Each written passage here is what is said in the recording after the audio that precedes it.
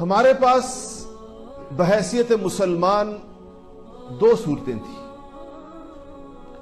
ایک صورت یہ تھی کہ ہم لوگوں کو دنیاوی فائدے پہنچاتے، دنیاوی فائدے بھی پہنچاتے، وہ کام کرتے جس سے انسانیت کے لیے دنیا کے اندر زندگی گزارنا آسان ہوتی، راحتیں ان کے لیے پیدا کرتے، خدمت خلق کرتے، رفاہی کام کرتے، انسانوں کو فائدہ پہنچانے والی چیزیں ایجاد کرتے، انسانوں کی زندگیاں آسان اور سہل بنانے کی کوشش کرتے۔ اس میدان میں تو بحیثیت امت ہم نے کچھ بھی نہیں کیا۔ چھوٹی سے چھوٹی چیز کے اندر ہم اغیار کے محتاج ہیں۔ دوسرا فائدہ ہمارا یہ ہو سکتا تھا کہ اگر ان مادی اور دنیاوی چیزوں کے اندر ہم غیر مسلموں سے آگے نہیں نکل سکے تھے تو ہماری زندگیاں کچھ آخرت کے اعتبار سے بڑی مثالی اور نمونے کی ہوتی۔ ہمارا اللہ جل شانہ کے اوپر اعتماد اور توکل، ہمارے اندر اللہ تعالیٰ کے اوپر ایک خاص قسم کا ایمان جو دیکھنے والے کو نظر آئے کہ یہ خدا پرست ہے، یہ خواہش پرست نہیں ہے، یہ خدا پرست ہے۔ اس کے نزدیک قرآن نے کہا ہے کہ انسانوں کی دو تقسیمیں کی ہیں۔ افرأیت من اتخذ الہہ ہواہ، قرآن پوچھتا ہے، اللہ پوچھتے ہیں تم نے ان لوگوں کو دیکھا ہے؟ کیا نہیں دیکھا ان لوگوں کو جنہوں نے اپنی خواہشات کو اپنا خدا بنا رکھا ہے؟ یعنی خواہش کی مانتے ہیں، جو ان کے دل میں خواہش پیدا ہوتی ہے اس کو پورا کرنے کے لیے مچل جاتے ہیں اور کر کے چھوڑتے ہیں، ہر قسم کے حلال اور حرام کے پیمانوں سے بے نیاز ہو کر۔ دل میں جس چیز کو کھانے کا دل چاہا اس کو کھایا، حلال اور حرام دیکھے بغیر، جس چیز کو کرنے کا دل چاہا اس کو کیا، اپنے کان، ہاتھ، ناک، آنکھیں، اپنی سوچ، فکر ہر طریقے سے استعمال کی جیسے اس کے دل اور اس کے نفس نے چاہا یا جیسے شیطان نے سجایا۔ تو اس کو کہتے ہیں خواہش پرست انسان دنیا کے اندر۔ خدا پرست وہ ہوتا ہے جس نے اپنے نفس کو اور اپنی خواہشات کو لگام ڈالی ہوئی ہوتی ہے اور کسی ایسی خواہش کی جانب وہ عمل نہیں کرتا اس کے اوپر جس کے بارے میں اس کو پتا ہو کہ اللہ جل شانہ نے مجھے اس سے روکا ہے۔ تو یا تو ہم نے دنیا کے اندر یہ پیمانے کھڑے کیے ہوتے کہ دنیا ہمیں دیکھ کر کہتی کہ یہ لوگ سائنس اور ٹیکنالوجی کے اندر تو آگے نہیں جا سکے، لیکن انہوں نے دنیا کو زندگی گزارنے کا ایک سلیقہ ضرور دیا ہے۔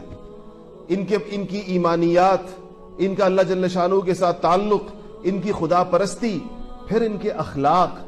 دیکھیں کیسے دنیا کے اندر ان سے زیادہ سچے لوگ نہیں، دنیا کے اندر ان سے زیادہ امانت دار لوگ نہیں، دنیا کے اندر ان سے زیادہ صبر کرنے والے لوگ نہیں، دنیا کے اندر ان سے زیادہ شکر کرنے والے لوگ نہیں۔ یا تو ہمارے بارے میں انسانیت کی یہ رائے ہوتی بحیثیت مسلمان، اگر ایسا بھی ہوتا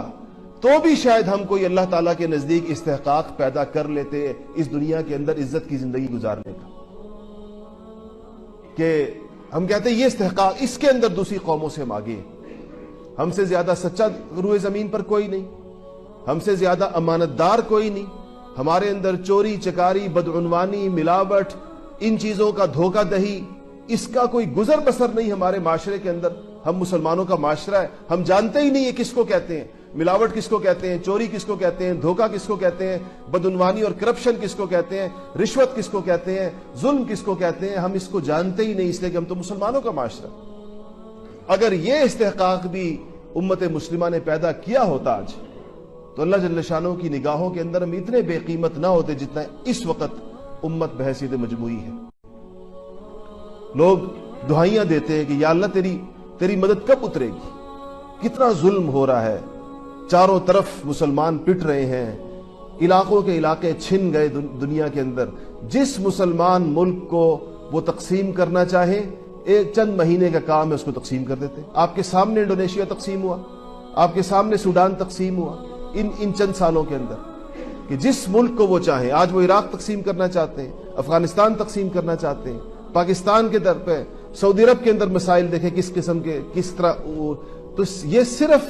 امت مسلمہ کے مسائل کیوں ہیں؟ باقی دنیا کے اندر جو یہ مسئلے ہیں، باقی دنیا میں بھی علیحدگی پسند تحریکیں ہیں، باقی دنیا کے اندر بھی آپس کے اندر اختلافات ہیں، وہاں یہ فیصلے کیوں نہیں آتے؟ صاف یہ پتہ چلتا ہے کہ جیسے قدرت ہمارے موافق نہ ہو، جیسے خدائی مدد ہمیں اپنے ساتھ نظر نہیں آتی، تو خدائی مدد لینے کا طریقہ یہ نہیں ہو سکتا کہ ہم جھولیاں اٹھا کے بد دعائیں دیں صرف کہ یا اللہ تو ان کے اسلحے کے اندر کیڑے پڑ جائیں، اور یا اللہ ان کو جو ہے تو برباد کر دے، تباہ کر دے، یہ بددعائیں اس وقت کارآمد ہو سکتی تھیں جب باقی استحقاق بحیثیت امت مسلمہ ہم نے پیدا کیا ہوتا۔ اس میں یہ دونوں چیزیں شامل ہیں، جن لوگوں کے لیے انسانیت کا جن لوگوں کی زندگیوں کے اندر نفع ہوگا۔ حضرات صحابہ کرام رضوان اللہ تعالی علیہم اجمعین دنیا کے جس گوشے کے اندر بھی گئے، دونوں قسم کی نفع رسانیاں انسانیت کو ان سے ہوئیں۔ ان کے اندر انتہا درجے کی خیر خواہی تھی، انتہا درجے کا رحم اور عدل تھا، ان کا اپنے لوگوں کے جن لوگوں کے معاملات ان کے سپرد ہوئے، ایسے ان کی اس طریقے کے ساتھ انہوں نے ان کی خیر خواہی اور خبرگیری کی کہ ان کو یقین آ گیا کہ یہ لوگ اس بات کے ہر لحاظ سے مستحق ہیں کہ یہ دنیا کے کسٹوڈین،